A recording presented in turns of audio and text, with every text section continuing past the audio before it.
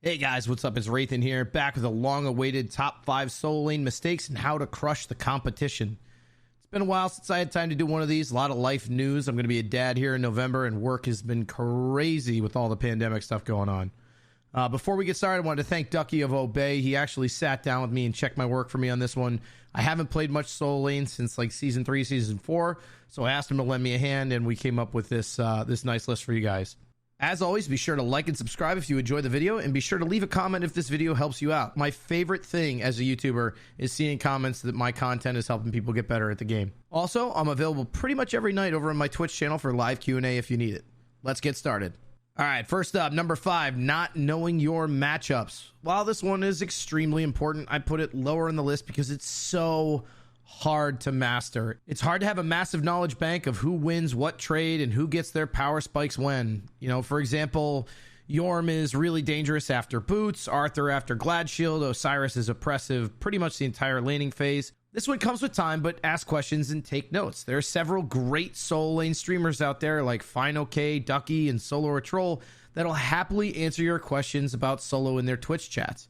If you ever have a question about a matchup, drop by, ask those guys. They're an awesome resource for the community, but spend time learning your matchups if you can.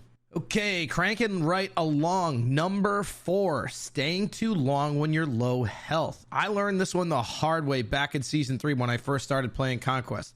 Lots of new and even experienced players do this one. They stick around and they try to greed waves when they get low and are out of potions and they don't have their ultimate, and ultimately, it's not that punishing to head back to base, pick up a T1 or T2 of an item, couple pots, and run it back to lane.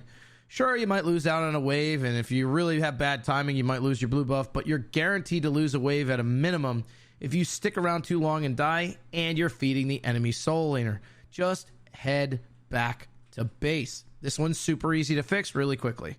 Moving along to number 3, not being aggressive enough in lane. This is a huge one. I see a ton of solo laners who, because they don't know their matchups, are afraid to step up and trade with the other guy in lane. They barely throw out enough damage to clear, and then they back off under their towers. This is alright if you're just playing somebody like a Guardian who's going to get slapped in lane anyway, like a Jing Chen.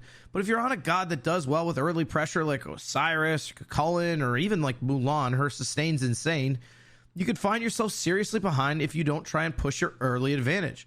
Learn how to play aggressive in lane and push your advantage. You'll thank me for it later.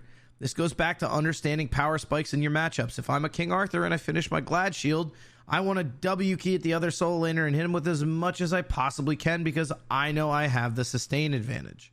And with that, it's time for number 2, building pure damage items. Please, please, please, unless you are playing Jormungandr, don't build full damage items on tanks.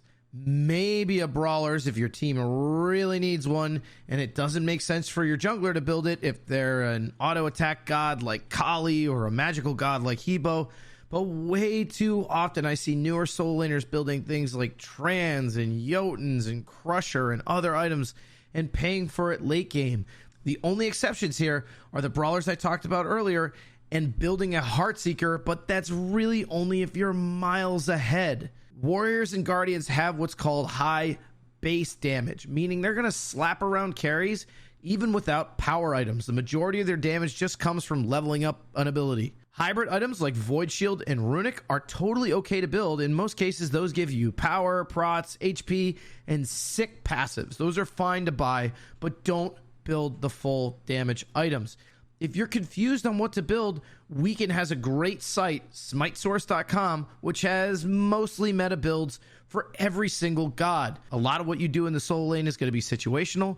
It depends on who you're matched up against, who you're diving on, but those are some decent enough cookie cutter builds that they'll take you far enough to do well in the solo lane.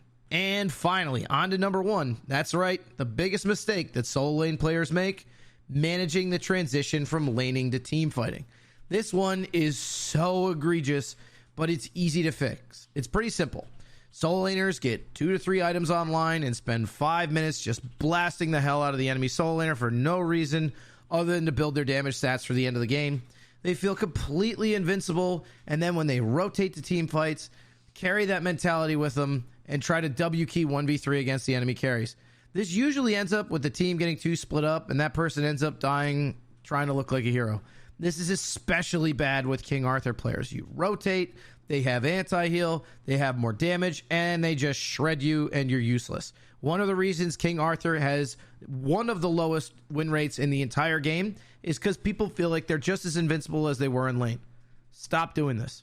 Pay attention to the items that are being built by their damage dealers. Have they finished percent pen items? Is there crit online? Do I have the tankiness and levels, usually 2 to 3 levels, to take on 3 carries? Am I itemized properly for the person that I'm targeting? Do I have full physical damage built, but I'm diving a mage? Think before you rotate into these team fights. I promise you, you'll be a better player for it tomorrow. But wait, there's more. It's a bonus tip from Ducky himself. Rotating when it's not needed. We were going to throw this in there on the list of 5, but we felt the other 5 were a little bit more important than this one. So if you were to rank these, this would be number 6, but this is Ducky's call out specifically that he sees, especially when he goes up against inexperienced players in the solo lane. Many solo laners rotate just for the hell of it, and they miss out on waves and can fall behind very quickly, especially if the fight goes poorly. Make sure when you're rotating, you try to proxy first and try to get an objective each time you head to the rest of the team. So don't just rotate to poke out the mid laner, rotate and try and get a tower, try and take gold, fury. Time spent outside the lane gives your opponent an opportunity to get ahead of you, and your team is really counting on you to maintain that lead from solo into the later game team fights. So again, don't rotate out of the lane unless you're going to get something. Are you going to invade the speed buff? Are you going to get a mid tower? Are you going to get gold fury? Something like that. And again, always try and proxy first. Well, that's it for me on this video, guys. Be sure to like and subscribe if you enjoyed it. Let me know in the comments section what you think. I'll be knocking out more top 5 videos as well as some God guides here soon. Thanks again for watching, and I'll see you on the next one.